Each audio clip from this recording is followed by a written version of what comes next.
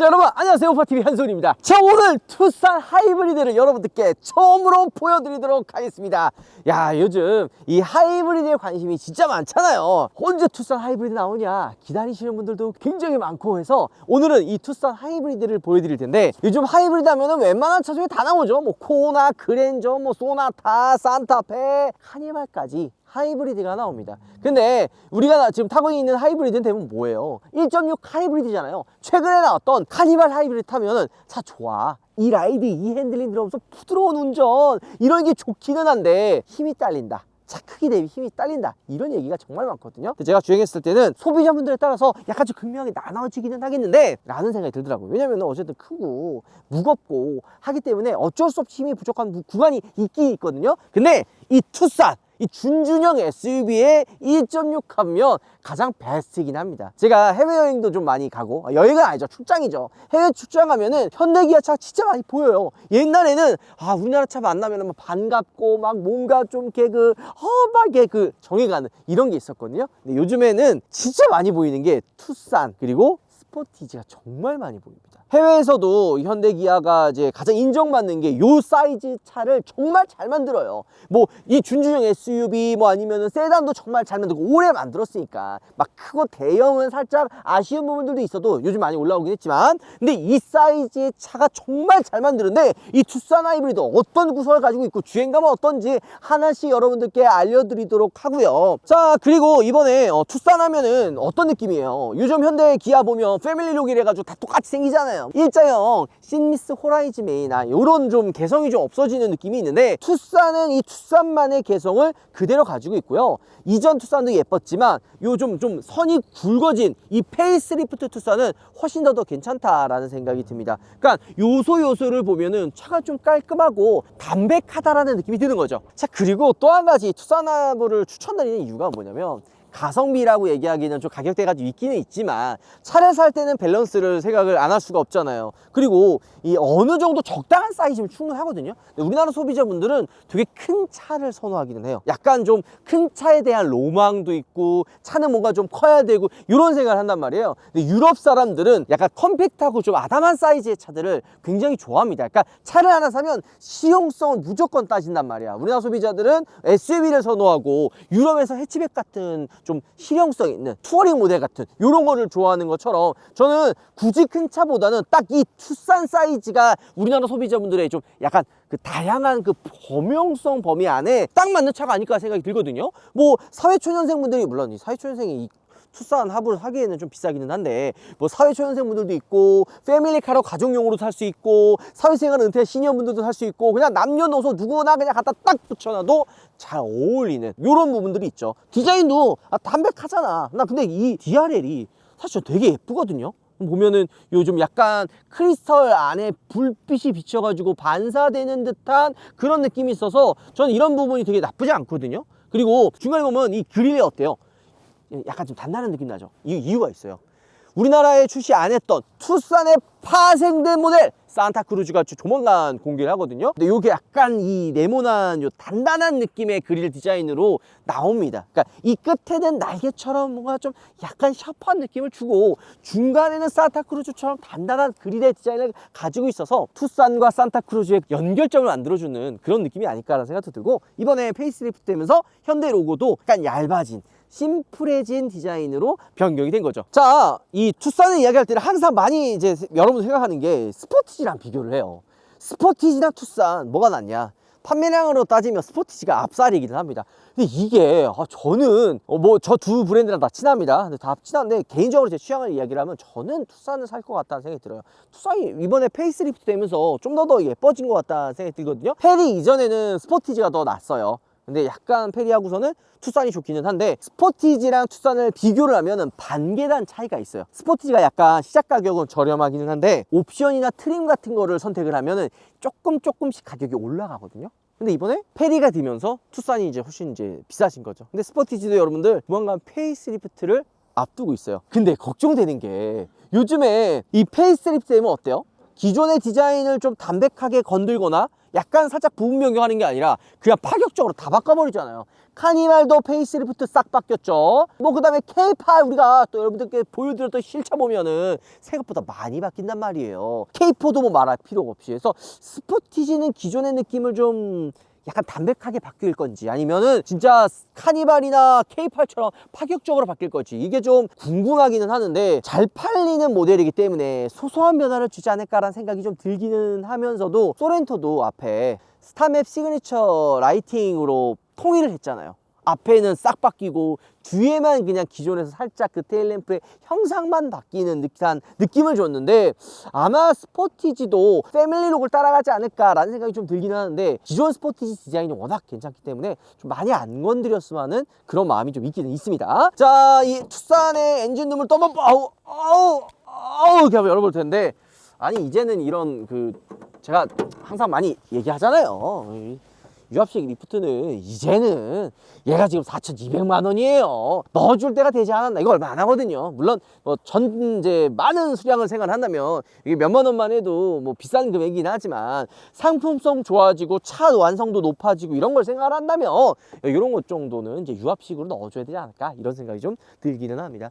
이 차는 180마력, 그러니까 1.6 하부가 다 거의 비슷하죠. 엔진 마력만은 180마력이고 여기에 이제 모터 출력 다 합산하면 235마력이 출력을 보여줍니다. 연비가 복합이 16.2가 나오는데 이거보다 무조건 더 잘 나와요. 투싼이나 뭐 스포티지 같은 준중형 SUV는 실 연비가 생각보다 더 잘 나오거든요. 제가 이 하이브리드 얘기할 때마다 항상 얘기하는 게 이 하이브리드는 단순히 연비만을 위해 탄 차가 아니에요. 이번 투싼이 페이스리프트가 되면서 일반 모델 시승할 때 제가 뭐라 그랬어요? 되게 조용해졌다. 잔진동이나 이런 충격들 같은 것도 많이 흡수를 하고 풍절을 노면 소음 같은 그런 소음 부분에서 되게 조용해졌다 이런 얘기를 하잖아요. 근데 하부가 원래 페리 전에도 되게 조용하고 부드러운 주행감이 장점이 찹니다. 너무 그 소비자분들이 단순히 그냥 하부는 연비 가성비 이렇게 생각을 하는데 연비를 생각을 하고 연비에 플러스 알파를 바라보고 하부를 사는 거예요. 그 플러스 알파가 뭐냐? 부드러운 주행감, 조용한 정숙성을 생각을 하는 거예요. 연비가 좋은 거 아니에요. 연비 요즘에 2.5 가솔린 터보라든지 디젤 연비 잘 나와요. 아니 3.5도 사실 연비 되게 안 나오긴 하는데 연비 주행하면 리터당 10km도 이렇게 나오거든요. 가솔린 엔진도 연비가 잘 나오기 때문에 단순히 하부를 오씨 깜짝 놀래라. 이 새끼 이거 놀랬잖아요. 이 자식 말이야. 예. 이 조용하다고 얘기했는데 갑자기 근데 이거는 원래 차가 전기 모터로 이렇게 좀 구동을 하다가 일정 시간 지나면 이제 배터리 다 쓰면 안 되잖아. 그래서 엔진이 개입하는 거지 저를 놀래키려고 하는 건 아니었다. 예, 보시면 돼요. 자, 그리고 투싼 보면은 이번에 우리 시승차 딱 어떤 느낌이에요? 이거 뭐야? 휠 이거 뭐지? 휠 옵션 안 들어가는 이제 기본 휠이에요. 인스퍼레이션 가장 최상위 트림인데 지금 휠 사이즈 보면은 어때요? 18인치 휠이죠. 근데 저는 오히려 휠 옵션을 안 집어넣었으면 좋겠다는 생각이 들어요. 요거 휠 옵션 집어넣으면 25만 원밖에 안 되기는 하는데 19인치로 들어가거든요. 근데 진짜 굳이 하이브리드를 19인치를 넣어줘야 되나? 이런 생각이 들기 때문에 저는 오히려 그냥 이 디자인도 나쁘지 않으니까 18인치 휠을 넣어주시면 좋겠다라는 생각이 듭니다. 왜냐? 승차감이 진짜 커요. 진짜 커요. 그 다음에 효율성. 아까 제가 연비 때문에 타는 차는 아니라고 했지만 하부는 그래도 연비를 또 생각하잖아요. 부드러운 주행감에 또 이게 복합적으로 하부는 18인치가 정답이다. 이 휘라치 클래딩도 보면은 약간 투싼이 복합적인 매력을 가지고 있어요. 온로드 뭐 해가지고 뭐 도시명에서 이 휘라치 클래딩 도장명과 똑같이 막 이런 느낌이 아니라 이 투싼은 다양한 트림 중에 우리나라는 없지만은 우리 이제 북미는 뭐 있어요? XRT 이게 트림 있잖아요. 우리나라 비슷한 거 있긴 있습니다. 어드벤처 트림. 그거 보면은 약간 휀다 다르고 범퍼 성향 좀 다르고 해가지고 오프로드의 느낌을 좀 보여주는데 저는 옆에나 측면 라인 딱 보면 야 이거 정말 잘 나왔다. 이거 조선의 우르스다 이런 얘기를 했는데 정말 그 생각이 아니라니까요. 해외에서도 이 옆에 캐릭터 라인이라 이 선들을 보면 와 코리아 넘버원 이거 램보르기니 뭐 이런 얘기를 해요. 제가 담당자 이거 타시는 분 물어봤습니다. 나만 그렇게 생각하는가? 이런 라인들 자체가 굉장히 이뻐서 젊은 남성분들도 굉장히 좋아하고 약간 무난한 측면 캐릭터 라인보다는 훨씬 낫잖아요. 이런 선들 자체가. 그러니까 현대가 진짜 이 준준형 SUV가 이 사이즈를 진짜 잘 만듭니다. 그러니까 금액대가 4,200이라 약간은 좀 비싼데 이거 할 바에는 그냥 산타페로 가지만 큰 차가 정답은 아닙니다. 밸런스 좋고 차가 또 크면 운전도 어렵거든요. 유지비도 비싸고 그럴 바에는 담백한 그냥 이 투싼 하이브리드도 충분하다는 생각이 저는 항상 드는 거죠. 요런 가니쉬도 굉장히 예쁘지 않아요? 요거 이렇게 보면은 이렇게 실버 가니쉬가 딱 C필러부터 앞에까지 이어지는, 그러니까 이 투싼의 전체적인 포인트는 하나의 라인이 끝까지 연결이 되는 요런 요소들이 굉장히 좀 예쁘다라는 느낌들도 조금 듭니다. 근데 좀 아쉬운 건 요 밑에 있잖아요. 요거 고무물. 요것도 좀 크롬으로 좀 넣어주면 어떨까 하는 요런 생각. 아니면은 블랙 하이그로시 이거 얼마 안 하거든요. 전 처음에 이거 필름 아니야, 이거 신차 나온 필름이 있거든요. 그래서 필름 아니야 하는 생각이 있는데 이 몰딩입니다. 이런 크롬이나 아니면 블랙 하이그로시 좀 넣어줬으면 어땠을까 하는 아쉬움이 계속 드는 거죠. 자, 후면 디자인 보면 어때요? 아, 이거 제가 좀 낚인 부분 중에 하나가 그때 위장막 낚여가지고 참 이거 참 그 마음이 아팠던 게, 이게 트렁크 넘버트 밑에 있거든요. 여기 보면. 근데 갑자기 우리가 위장막 찾았던 바로 그 투싼은 이 위에 올라간 거예요. 야, 이거 트렁크 여는 버튼 위로 올라가는구나, 바뀌는구나, 이런 생각을 했는데 제 생각이 틀렸습니다. 그거는 분명히 때문에 저도 그냥 낚여버린 거예요. 기존과 동일한 위치에 있고 후면부는 그냥 범퍼 디자인 정도만 바뀌었다, 이렇게 보시면 돼요. 이 투싼 제일 또 나왔던 얘기 중에 하나가 방향 지시는 왜 밑에 들어가 있냐, 위로 올려달라 했었거든요. 이게 처음 공개됐을 때 후면부 디자인은 공개가 안 됐던 거예요. 약간 사선으로 나온다든지 뭔가 좀 공개를 안 해서 뭔가 서프라이즈 하는 게 나오는 거 아니냐 생각을 했는데 뒤에를 너무 많이 안 바꿔가지고 현대가 일부러 좀 숨겨놓은 듯한 그런 느낌을 좀 주기는 합니다. 근데 아예 바뀐 부분이 없는 게 아니라 이런 현대 로고, 이게 좀 더 이제 신형 로고로 들어가고, 이 그냥 깔끔해진 이 뒤쪽 테일램프의 라인과 이 형상은 기존에도 워낙 좋았기 때문에 크게 건드진 않았어요. 워낙 잘 팔리고 워낙 완성도 높은 디자인이기 때문에 큰 변화보다는 소소한 변화를 좀 준 그런 느낌이 있는 거죠. 갑자기 생각나는 게 요거 8단 변속기 뭐 들어간다 뭐 이런 얘기가 있었는데 다 아니었죠. 8단 변속기 어디 갔누? 들어간다며? 안 들어가요. 그리고 여기 보면 이런 아이디어 전 너무 좋아요. 여기 보면 트렁크 수납 공간을 좀 이렇게 깊게 사용하고 싶은 분들도 있잖아요. 근데 이 커버를 밑으로 내리면은 트렁크 수납 공간을 깊게 사용할 수가 있고요. 이 너무 밑에 내려가 있으면 물건 넣고 빼는 거 힘들다 하면은 이 커버를 위로 올리면 됩니다. 게다가 2열 시트를 접을 수 있는 폴딩 시트가 들어가 있어가지고 부피가 큰 힘들 같은 것도 다 들어가는 거죠.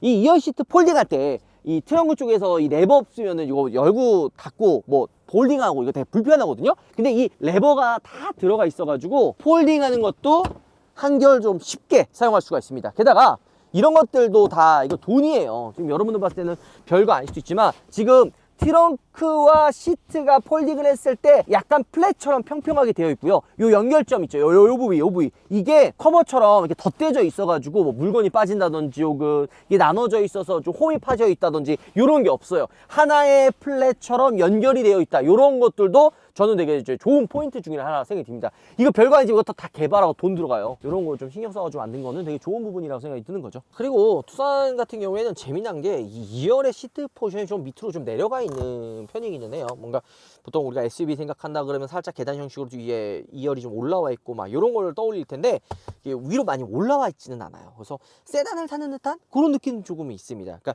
이런 부분이 장점이자 단점이라고 저는 생각을 하거든요. 그러니까 SUV라 그러면 좀 이렇게 좌우 롤이나 이런 것들도 좀 있을 수가 있고 공간적인 부분에서 여유가 있지만 약간은 주행감이 좀 아쉬운 부분들이 좀 있는데 투싼은 제가 타면 탈수록 야, 이게 SUV야 세단이야 라는 생각이 헷갈릴 정도로 주행 느낌이 좀 나쁘지가 않아요. 근데 이런 시트 포지션에 대한 부분들도 분명히 한 역할을 한다고 생각이 들고요. 이 센터 터널 쪽이 밑으로 좀 많이 내려가 있어서 그러니까 전륜 구동이기 때문에 뭐 그런 것도 있지만 공간이 여유가 있어요. 이쪽에는 수납 공간도 있고 컵홀더, 암레스트 길이도 좀 긴 편이에요. 요거 암레스트가 있고 컵홀더가 있다고 다 똑같은 게 아니에요. 길이가 얼마나 또 기냐, 손 위치가 딱 맞느냐, 요것도 되게 중요한데 투싼은 나름 좀 잘 되어 있다 라는 생각이 좀 드는 거죠. 게다가 등받이 각도도 리클라이닝이 됩니다. 많이 눕혀져요. 그리고 요 레버도 보통 위쪽에 있어가지고 좀 불편하게 사용하는 차들이 있거든요. 하지만 투싼은 이 허벅지 쪽 밑에 시트에 레버가 있어가지고 등받이 각도 조절하는 것도 한결 좀 수월하게 할 수 있고 파노라마 썬루프 개방감도 나쁘진 않아요. C타입 단자 2개 그리고 송풍구 그 다음에 워크인 스위치도 같이 들어가 있는 거죠. 자, 이런 구성 같은 경우에는 이전에 저희가 많이 설명해 드렸으니까 본격적으로 타가지고 주행이 얼마나 차이가 있는지 그거 한번 바로 알아보도록 하죠. 가시죠. 이번에 투싼 페이스리프트가 되면서 외관도 외관이지만 실내가 정말 많이 바뀌었잖아요. 저는 이번에 그 누르는 버튼에서 칼럼식 기아로 들어가가지고 요 센터 쪽 수납 공간이 넓어진 게 가장 큰 차이점이 생각이 듭니다. 약간 대시보드도 좀 짧아지고 낮아지면서 전방의 시야가 많이 좋아졌거든요. 그리고 이제 헤드업 디스플레이에 대한 그런 활용성이 많이 좋아졌어요. 제가 이제 많이 이야기하던 부분들 중에 하나가 이제 웬만하면 헤드업 디스플레이가 거의 모든 차에 적용이 된단 말이에요. 카니발도 그런 것처럼 계기판이 하는 이 역할을 헤드업 디스플레이가 지금 하고 있거든요. 아마 수년 뒤에 혹은 뭐 몇 세대 좀 지나면 계기판을 아예 없애버리거나 헤드업 디스플레이를 더 크게 해가지고 이 앞쪽 수납 공간 대시보드를 더 짧게 가지고 와가지고 이 부분을 좀 다른 걸 넣어주지 않을까 이런 생각도 들고, 또 하나는 자율주행이 진짜 활성화가 된다면 이 핸들이 굳이 필요 없잖아요. 그러면은 이 짧아진 대시보드 안으로 이 핸들이 좀 들어가지 않을까. 공상과학 영화 너무 많이 봤다, 무슨 이런 말도 안 되는 소리냐 할 수 있지만 다 개발을 하고 있다라는 거, 이런 것들. 왜냐면 이 핸들을 자율주행하면 필요가 없잖아요. 그럼 이걸 딱 들어가가지고 앞에 커다란 헤드업 디스플레이, 이 앞유리가 하나의 스크린 창이 될 수 있는 거예요. 그 다음에 옆에 이 유리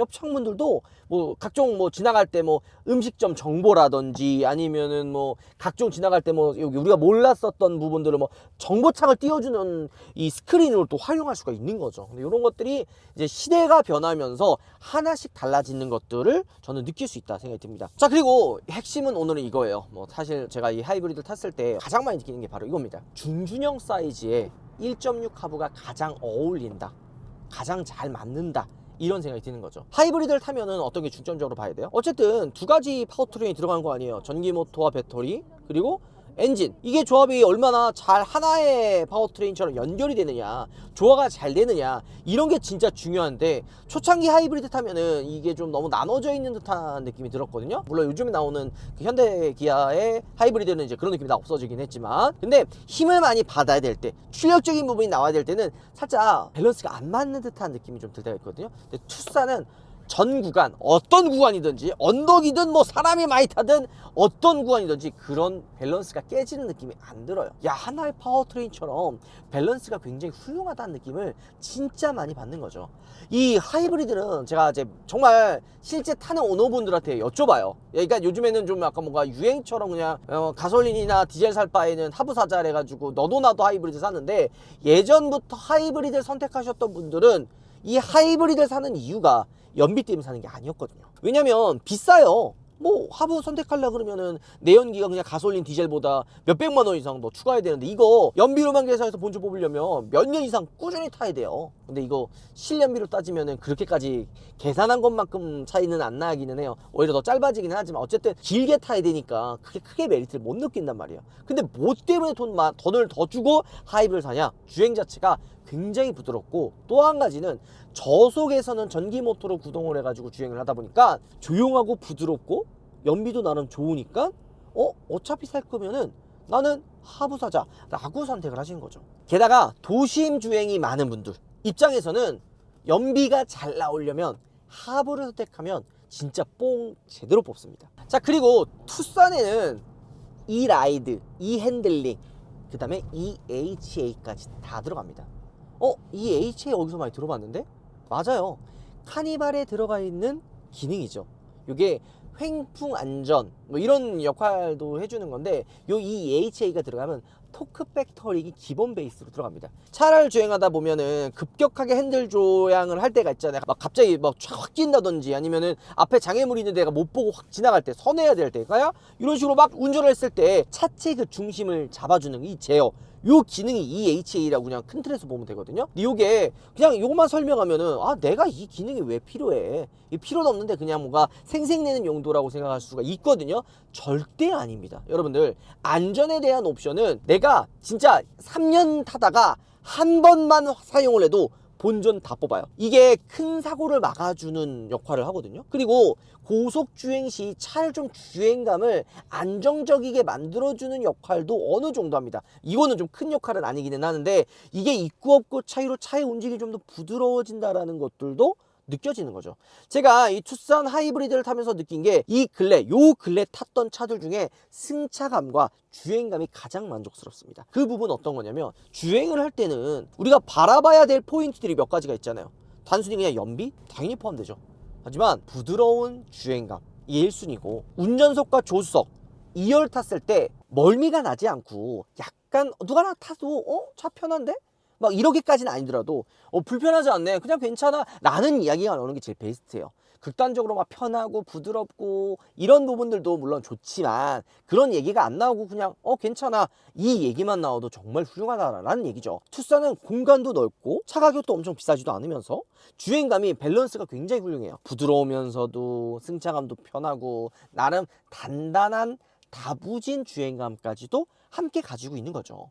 이 2.5 가솔린만 해도 사실 되게 주행감이랑 연비 이런 거 좋아요. 그래서 투싼까지 그냥 합을 넘어갈 필요가 있나? 이 생각을 진짜 많이 했거든요. 근데 가솔린 엔진과 디젤과 비교했을 때 투싼 하이브리드의 차이점은 뭐니 해도 연비 이거 다 떠나고, 옵션 이거 별 차이 없거든요. 다 떠나고 주행감에서 차이가 많이 난다. 무엇보다 어떤 차보다 더 부드럽더라. 그리고 밸런스가 훌륭하다.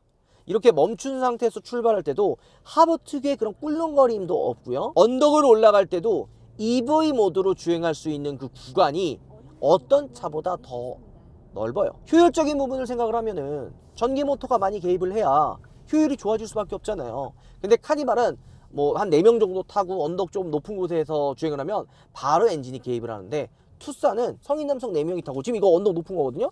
이런 구간에서도 엔진 개입 없이 전기 모터로만도 구동이 가능합니다. 단순히 여러분들 하이브리드 살 때 자꾸 연비 때문에 연비 하이브리드의 핵심은 단순히 연비가 아닙니다. 연비는 기본 베이스예요.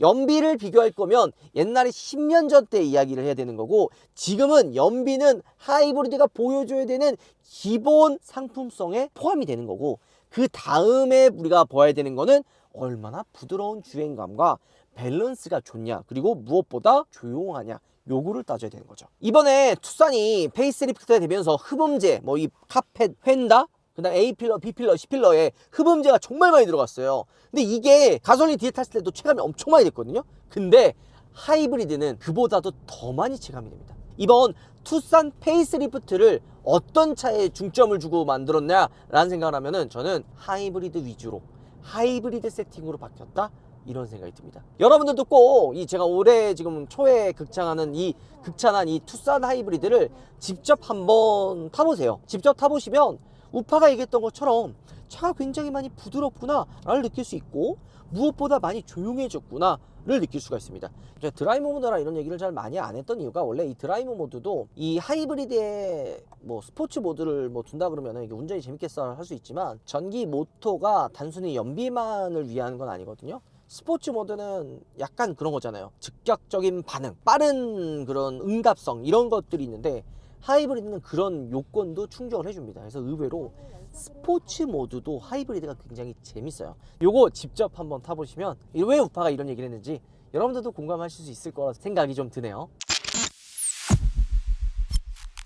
자, 오늘 여러분들께 투싼 하이브리드 최초 시승기를 한번 보여드렸습니다. 이 자동차를 소개하는 직업을 갖다 보니까 제 주관적인 내용을 좀 많이 안 넣으려고는 하기는 해요. 그래도 어쩔 수 없이 제 주관이 들어갈 수밖에 없기는 하잖아요. 근데 오늘 이런 투싼 하이브리드 같은 경우에는 약간 하이브리드에 대한 좀 고정관념을 깨고 싶었어요. 실제 오너분들이라면 당연히 생각하는 이런 요소들, 주행감, 정숙성, 고급스러움, 이런 것 때문에 합을 사는데, 약간 하이브리드를 접하지 않은 분들은 단순히 연비만 생각을 한단 말이에요. 근데 이번 투싼 하이브리드의 핵심은요, 연비가 아니에요. 이 핸들링, 이 라이드, 이 HA, 이런 요소들이 들어가면서 진짜 이전에 비교할 수 없는 그런 부드러운 주행감, 차가 한결 더 조용해진 정숙성, 그리고 밸런스적인 부분, 이런 거를 좀 많이 어필을 하고 싶었습니다. 뭐 물론 이거 내가 판다고 뭐 돈 버는 건 아닌데, 어쨌든 내가 이 차를 살 때 연비 때문에 합을 한다라고 하면은 사실 아니거든요. 물론 뭐 그렇게 구매하고 나면은 만족을 많이 하시기는 하지만, 이 금액만 보고 연비 비교해서 난 주행거리가 짧으니까 굳이 합을 살 필요가 없겠네 라고 생각하지 마시고, 나는 좀 더 부드러운 차, 좀 더 조용한 차, 이런 거 원하면은